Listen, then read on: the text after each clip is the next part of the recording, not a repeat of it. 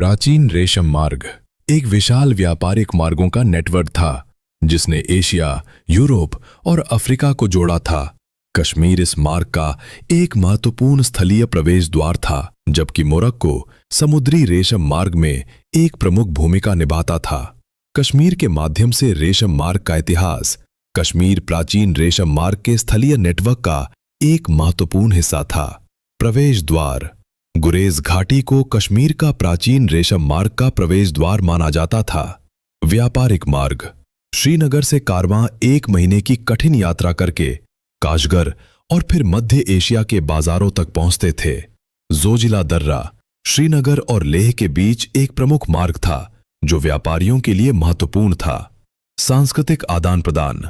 इस मार्ग से न केवल रेशम, पश्मीना शॉल और अन्य सामानों का व्यापार होता था, बल्कि विचारों, धर्मों और संस्कृतियों का भी आदान प्रदान हुआ। आक्रमणकारियों ने भी इसी मार्ग से प्रवेश किया और विद्वान यहां से बाहर गए।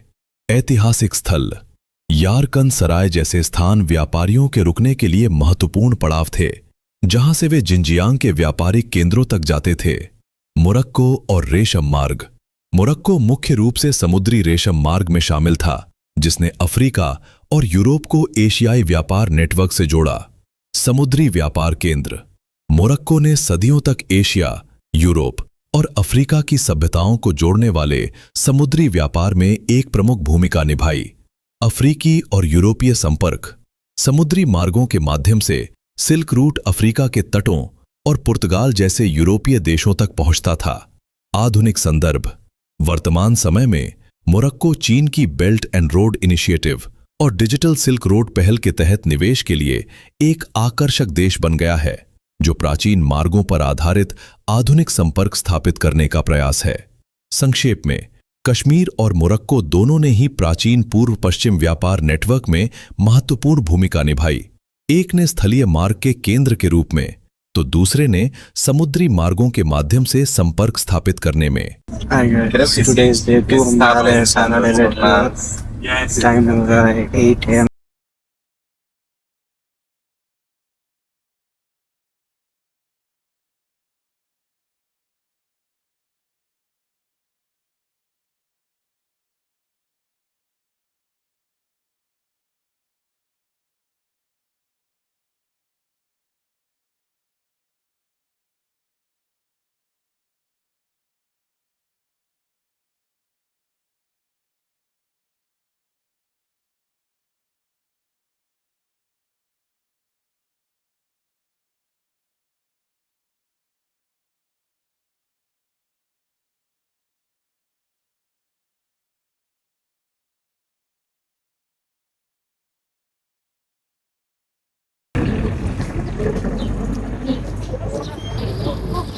गाइस, अभी हम जा रहे हैं यहाँ पे एक और विलेज की टूर पर। वहाँ भी बाद में आपको बताऊँगा। अभी गाइड दे रहे हमको।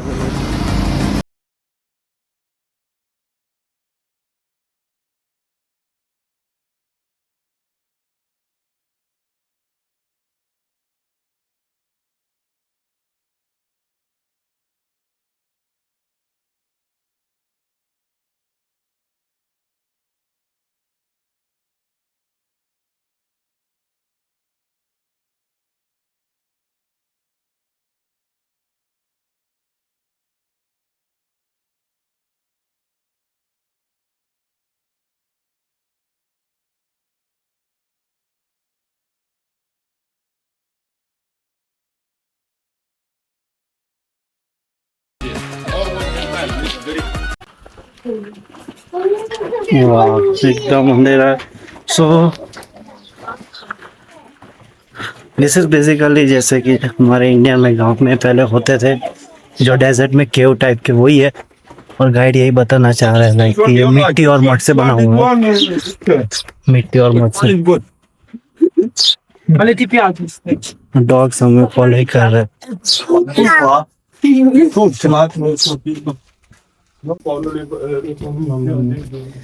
सो गाइस, अभी ये गाइड हमें ले जा रहे हैं यहाँ पे जो ट्रेडिशनल चीजें बनती है वो सिखाने के लिए।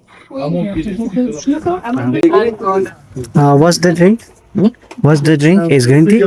Yes. गाइस ये हमको ग्रीन टी पिला रहे हैं, यहाँ की ट्रेडिशनल फेमस। मोरक्को के कालीन, जिन्हें आमतौर पर बर्बर कालीन भी कहा जाता है, अपनी अनूठी सुंदरता, टिकाऊपन और सांस्कृतिक कहानियों के लिए विश्व भर में प्रसिद्ध हैं। ये कालीन सदियों पुरानी बुनाई परंपराओं का परिणाम है, जिन्हें मुख्य रूप से मोरक्को की स्वदेशी अमाजिग जनजाति की महिलाओं द्वारा हाथ से बुना जाता है। मोरक्कन कालीनों की मुख्य विशेषताएं: हाथ से बुनाई। अधिकांश मोरक्कन कालीन हाथ से बुने जाते हैं, जिसमें कोई औपचारिक पैटर्न नहीं होता, बल्कि बुनकर अपनी याददाश्त, अंतर्ज्ञान और जनजातीय परंपराओं के आधार पर डिजाइन बनाते हैं। प्राकृतिक सामग्री। बुनाई में अक्सर उच्च गुणवत्ता वाली टिकाऊ भेड़ की ऊन का उपयोग किया जाता है। रंगों के लिए प्राकृतिक पौधों और खनिजों से प्राप्त रंगों जैसे मेहंदी, केसर, नील का प्रयोग होता है। प्रतीकात्मक डिजाइन। हर कालीन एक कहानी कहता है। इसमें बुने गए हीरे, शेवरॉन और एक्स जैसे प्रतीक सुरक्षा, प्रजनन क्षमता, समृद्धि और प्रकृति को दर्शाते हैं। विविधता। भौगोलिक क्षेत्रों के आधार पर कालीनों की शैलियां भिन्न होती हैं। एटलस पर्वत के ठंडे क्षेत्रों के कालीन घने और ऊंचे ढेर वाले होते हैं, जो गर्मी प्रदान करते हैं, जबकि गर्म रेगिस्तानी क्षेत्रों में हल्के सपाट बुने हुए किलिम कालीन लोकप्रिय हैं। प्रसिद्ध मोरक्कन कालीनों के प्रकार। बेनी ओरेन, ये सबसे प्रसिद्ध प्रकारों में से हैं, जो मध्य एटलस पर्वत की 17 जनजातियों द्वारा बनाए जाते हैं। ये अपनी न्यूनतम सुरुचिपूर्ण शैली के लिए जाने जाते हैं, जिनमें आमतौर पर एक हाथीदांत या सफेद पृष्ठभूमि पर काले या भूरे रंग के ज्यामितीय पैटर्न होते हैं। अजिलाल। अजिलाल कालीन चमकीले रंगों और अमूर्त मुक्त रूप वाले डिजाइनों से पहचाने जाते हैं। ये अक्सर स्त्री ऊर्जा, विवाह और मातृत्व का प्रतिनिधित्व करते हैं। बूचरॉइट। ऊन की कमी होने पर इन कालीनों को कपड़े के स्क्रैप, कपास और अन्य मिश्रित सामग्रियों से बनाया जाने लगा। ये अपने चंचल पैटर्न और जीवंत रंग योजनाओं के लिए जाने जाते हैं। किलिम। ये सपाट बुने हुए कालीन होते हैं, जिनमें ढेर नहीं होता। ये हल्के और टिकाऊ होते हैं, जिन्हें अक्सर तंबू के डिवाइडर, फर्श या यहां तक कि बिस्तर के रूप में भी इस्तेमाल किया जाता था। ताजनाख्त। इन्हें एटलस पर्वत के दक्षिणी ढलानों पर बनाया जाता है और ये केसर और मेहंदी जैसे प्राकृतिक रंगों से रंगे हुए अपने जटिल ज्यामितीय डिजाइनों के लिए जाने जाते हैं। मोरक्कन कालीन सिर्फ फर्श को ढकने के लिए नहीं है, वे कला के कार्य हैं जो बुनकर की पहचान, कहानी और सांस्कृतिक विरासत को दर्शाते हैं। तो हम यहाँ की फार्मेसी शॉप में लाइक के जैसे कि ट्रेडिशनल जो होममेड मेडिसिन होती है,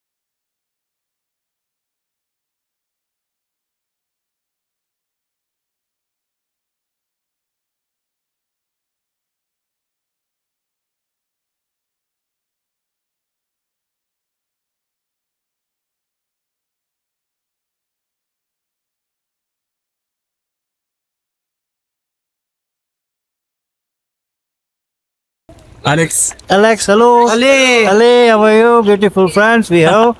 And I forget the name of the place. You're a TikToker, I will follow you immediately. Instagram doing now. TikTok. Instagram is good as well. So, what's the name of the place? You remember? No. I'm also not remember. Yes, but We will update you soon.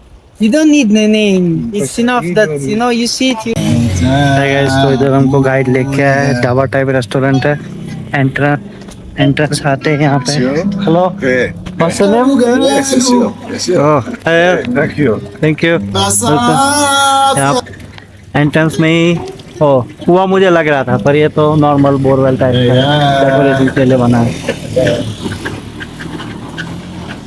ये Africa ही है, आपको लगेगा मैं India में आया, but this is Africa. और ये थोड़ा झोपड़ी टाइप के रेस्टोरेंट का पिक्चर बना है। देखते अब क्या है खाने में, वेज में कुछ ऑप्शन है कि नहीं।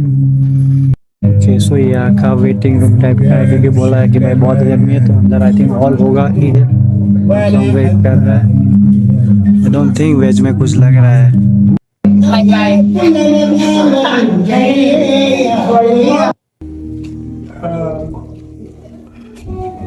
के साइज तो मैंने लिया है नूडल्स, ब्रेड है, राइस।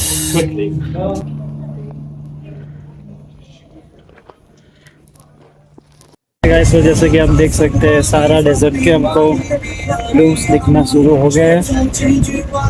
इसलिए तो मैं पूरा सिर्फ जूस और वाटर ही पी रहा हूँ। मैंने बहुत सारे के बोतल ऐसा खरीद, विलेज में तो सिर्फ वही चल रहा है अभी तक।